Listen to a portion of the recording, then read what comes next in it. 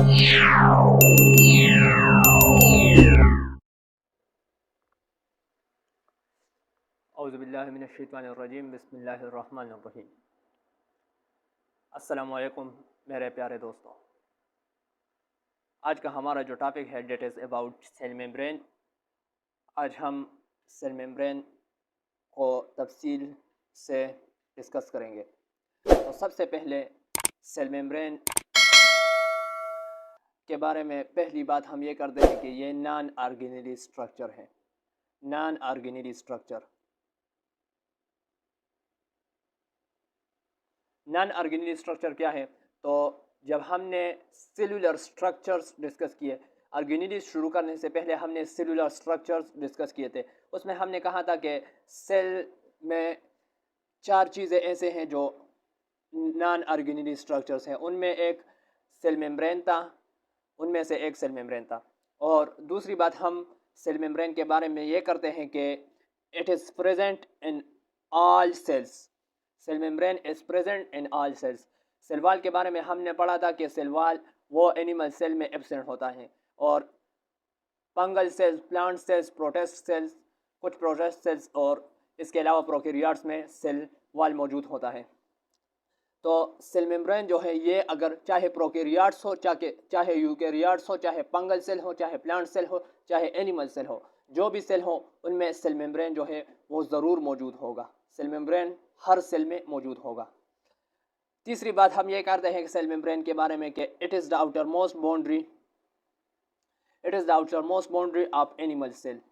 Animal cells की ये सबसे बाहर जो बाउंड्री से सबसे बाहर जो लेयर है एनिमल सेल का, उसे हम सेल मेम्ब्रेन का नाम देते हैं। लेकिन हमने प्लांट्स, फंजाई, प्रोकैरियोट्स और बैक्टीरिया के सेल्स में देखा था कि उनमें एक दूसरा लेयर भी मौजूद होता है जिसे हम सेल वॉल का नाम देते हैं। तो इसलिए हम कहते हैं कि in plants, fungi, prokaryotes and some bacteria cells it lies to the inner side. यह थोड़ा मिस्टेक है। It lies to the inner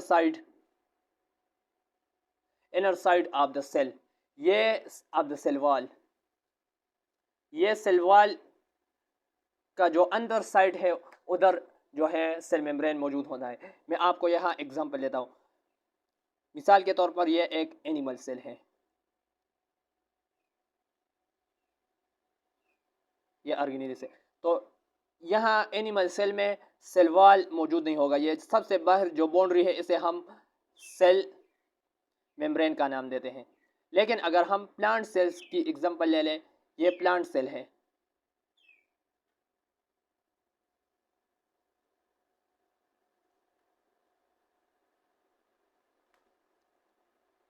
plant cell है तो प्लांट सेल्स की ये सबसे बाहर वाली जो लेयर है इसे हम सेल वॉल कहेंगे। ये सेल वॉल होगा। और ये अंदर दूसरी लेयर जो है, सेकंड लेयर जो है, सेकंड बाउंड्री जो है, इसे हम सेल मेम्ब्रेन कहेंगे। तो animal cells, fungal sales, prokaryotes में, प्रोकैरियोट्स बेसिकली क्या है? प्रोकैरियोट्स बेसिकली ये बैक्टीरिया है। तो प्रोकैरियोट्स वगैरह में ये सेकंड बाउंड्री है, या हम कहते हैं कि inner side of the cell wall. Cell membrane cell wall के अंदर तरफ जो अंदर तरफ ये वाक़या है, ये सेल मेम्ब्रेन। हमने सेल वॉल के बारे में पढ़ा था कि वो non living component of the cell था, लेकिन सेल मेम्ब्रेन जो है ये लिविंग कंपोनेंट है। लिविंग कंपोनेंट क्या है? इसके आर पार कोई चीज़ जाए तो ये उसे महसूस करती है। तो इसलिए हम कहते हैं कि ये लिविंग कंपोनेंट है। सेल मेम्ब्रेन को हम दूसरे किन नामों से जानते हैं? तो सेल मेम्ब्रेन को हम plasma membrane, semi permeable membrane, partially permeable membrane, differentially permeable membrane, इन सब नामों से जानते हैं। ये सब सेल मेम्ब्रेन के दूसरे नाम हैं। अगर आपसे कोई पूछे कि डिफाइन पार्शियली परमिएबल मेम्ब्रेन या डिफरेंशियली परमिएबल मेम्ब्रेन, तो आप समझ जाना कि ये सेल मेम्ब्रेन के बारे में बात कर रहा है। अब हम सेल मेम्ब्रेन की कंपोजिशन देखते हैं। तो सेल मेम्ब्रेन की कंपोजिशन क्या है? सेल मेम्ब्रेन बना है लिपिड्स, प्रोटीन्स, कार्बोहाइड्रेट्स और कोलेस्ट्रॉल से। लिपिड्स कंसंट्रेशन कितना है? लिपिड्स सेल मेम्ब्रेन में 20 to 40% है। 20 to 40% सेल मेम्ब्रेन में लिपिड्स मौजूद हैं। 60 to 80% प्रोटीन्स है। 60 to 80% प्रोटीन मौजूद है। और 2 to to 10% ये कार्बोहाइड्रेट्स मौजूद होते हैं सेल मेम्ब्रेन में। इसके अलावा थोड़ी मिकदार में कोलेस्ट्रॉल भी मौजूद होता है, लेकिन एक बात याद रखें कि ये जो कोलेस्ट्रॉल सेल मेम्ब्रेन में मौजूद होगा ये बेसिकली मौजूद होगा सिर्फ और सिर्फ यूकेरियोटिक सेल में। यूकेरियोटिक सेल में यूकेरियोटिक सेल में कोलेस्ट्रॉल मौजूद होगा, और जो प्रोकैरियोट्स हैं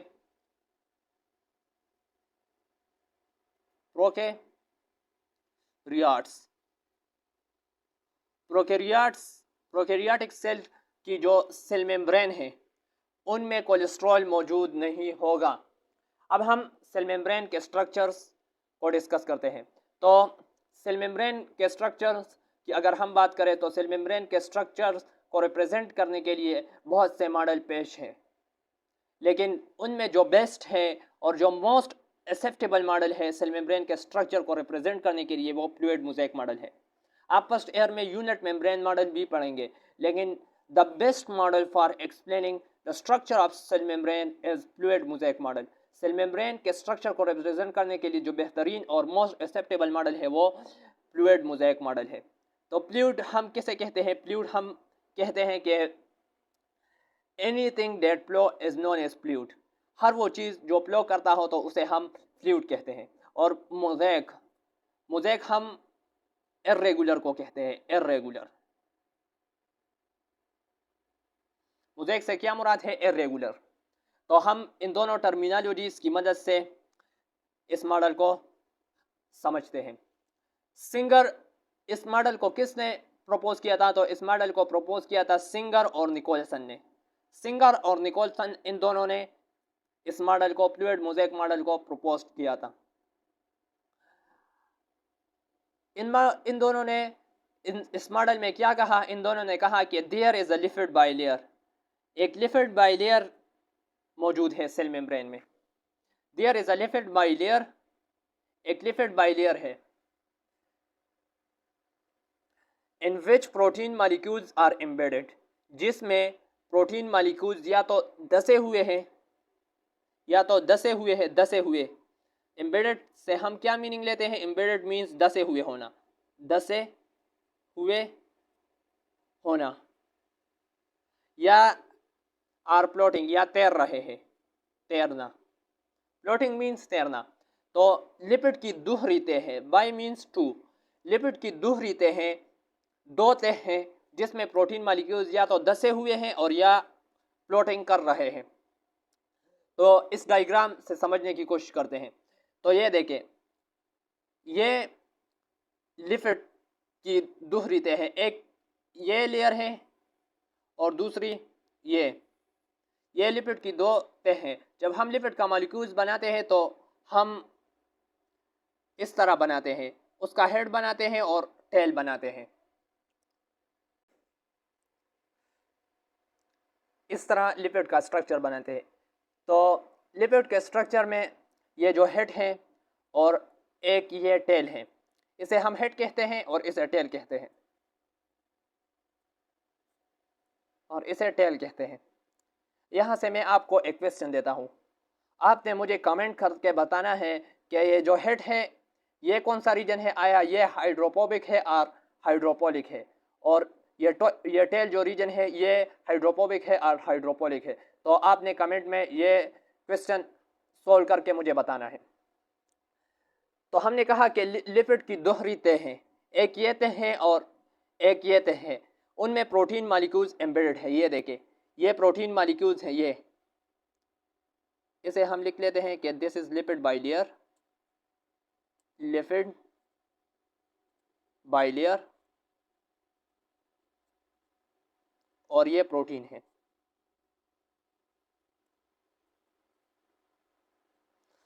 तो ये जो प्रोटीन है ये इर्रेगुलर पैटर्न में मौजूद है, तो इसलिए हम कहते हैं कि इस मॉडल को फ्लूइड मोज़ेक मॉडल का नाम देते हैं।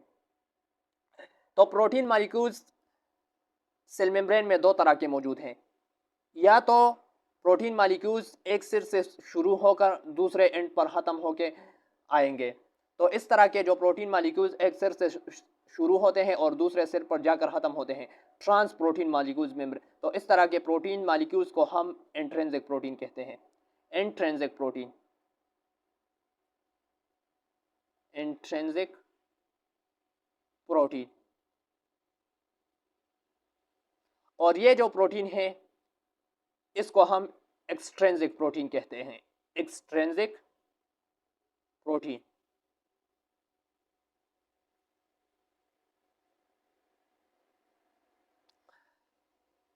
तो ये प्रोटीन मालिक्यूल्स या तो इस लिपिड पर तैरेंगे, या तो इस लिपिड पर तैर रहे होंगे, और या इसमें दसे हुए होंगे।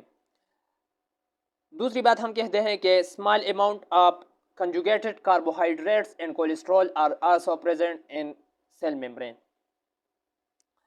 के थोड़े से मिकदार में कंजुगेटेड कार्बोहाइड्रेट्स। अब ये कंजुगेटेड कार्बोहाइड्रेट्स ये क्या है? तो कार्बोहाइड्रेट्स जो सेल मेम्ब्रेन में मौजूद हैं, कार्बोहाइड्रेट्स या तो बाइंड करेंगे प्रोटीन के साथ और या बाइंड करेंगे लिपिड के साथ।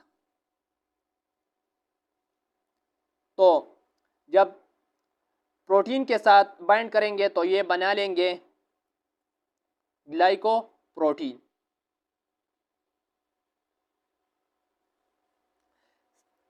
कार्बोहाइड्रेट्स वो हमेशा कंजुगेटेड फॉर्म में सेल मेम्ब्रेन में मौजूद होते हैं। इस तरह नहीं है कि कार्बोहाइड्रेट्स जो है अलग अलग अलग मौजूद है सेल मेम्ब्रेन में। ये या तो ये बाइंड करेंगे प्रोटीन के साथ, जब प्रोटीन के साथ बाइंड करते हैं तो ये ग्लाइकोप्रोटीन बना लेता है, और जब लिपिड के साथ बाइंड करता है तो ये बना लेता है ग्लाइकोलिपिड। ग्लाइकोलिपिड, ग्लाइकोलिपिड बना लेता है। और हमने कहा कि कोलेस्ट्रॉल भी मौजूद है सेल मेम्ब्रेन में, तो ये कोलेस्ट्रॉल है, इसे हम कोलेस्ट्रॉल कह लेते हैं।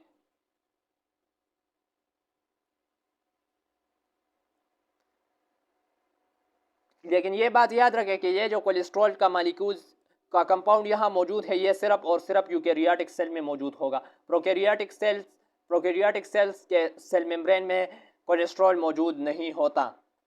अब हम सेल मेम्ब्रेन की फंक्शंस के बारे में देखते हैं। तो सेल मेम्ब्रेन का पहला काम यह है कि it acts as a semi permeable membrane. Cell membrane acts as a semi permeable membrane. आपसे एग्जाम में इस तरह का क्वेश्चन पूछा जा सकता है कि how cell membrane acts as a semi permeable membrane, तो आपने इसका आंसर किस तरह लिखना है? तो मैं आपको बता दूं यहाँ कि it allows only few molecules, it allows only few molecules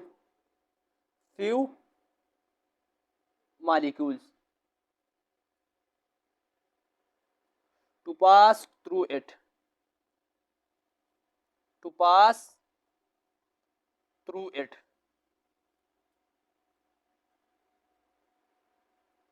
कि इससे होके गुजर जाए। ये बहुत कम मॉलिक्यूल्स को इजाज़त देता है कि इससे होके गुजर जाए। परमिएबल क्या मतलब क्या होता है? कि परमिएबल का मतलब होता है कि इजाज़त देना। सेमी परमिएबल मेम्ब्रेन यानी ये जुज़वी तौर पर इजाज़त देता है मॉलिक्यूल्स को सेल में घुसने की। इस तरह नहीं है कि हर मॉलिक्यूल्स को इजाज़त देगा कि तुम सेल में चले जाओ, सेल के अंदर चले जाओ। ये जुज़वी तौर पर इजाज़त देगा। किन मॉलिक्यूल्स को सेल में जाने की इजाज़त देगा? तो it allows only few molecules to pass through it, only those molecules which are required for cell, जो कि सेल के लिए रिक्वायर्ड होते हैं। जिन मॉलिक्यूल्स का सेल्स को ज़रूरत है उन मॉलिक्यूल्स को इजाज़त देगा कि तुम सेल्स के अंदर चले जाओ। और जिन molecules but while it restrict ये रोकता है a lot of molecules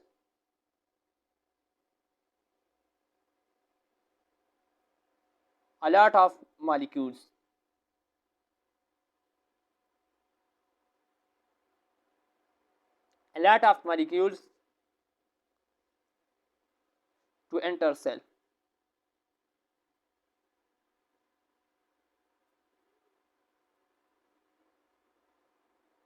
ये बहुत ज़्यादा मालिक्यूल्स को रोकता है कि वो सेल्स में चला जाए। सेल्स में जाने से बहुत से मालिक्यूल्स को रोकता है।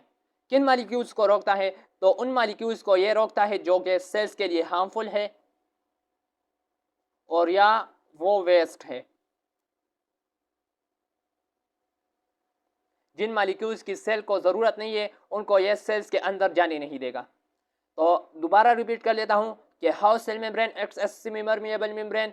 तो हम ये लिख लेंगे कि it allows only few molecules to pass through it.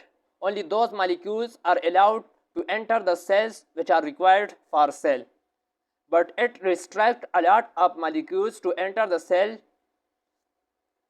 Those molecules are restricted which are harmful for cells are not required for cells. ऐसे molecules को cell membrane जो है cells के अंदर जाने से रोकता है जो कि cell के लिए harmful होता है या जो कि cells के लिए required नहीं होते। तो ऐसे molecules को cell membrane cells के अंदर आने नहीं देता। दूसरा फंक्शंस अगर हम देख ले तो सेल मेम्ब्रेन का दूसरा फंक्शन ये है कि ये रिसेप्टर का काम भी करता है।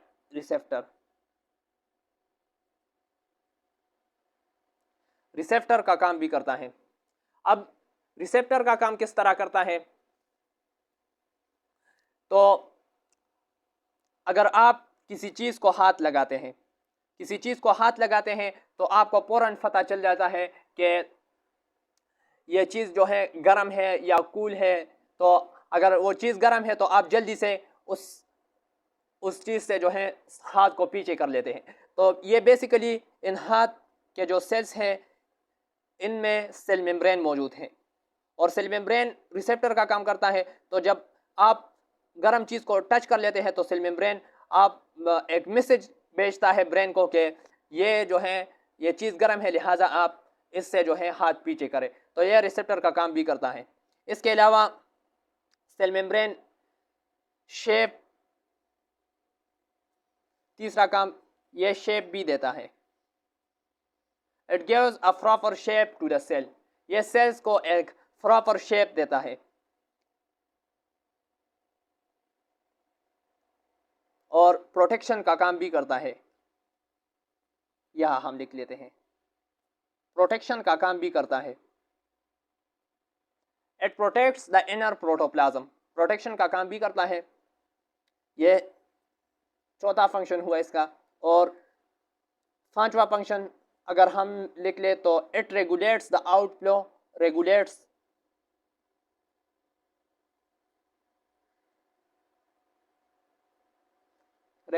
आउटफ्लो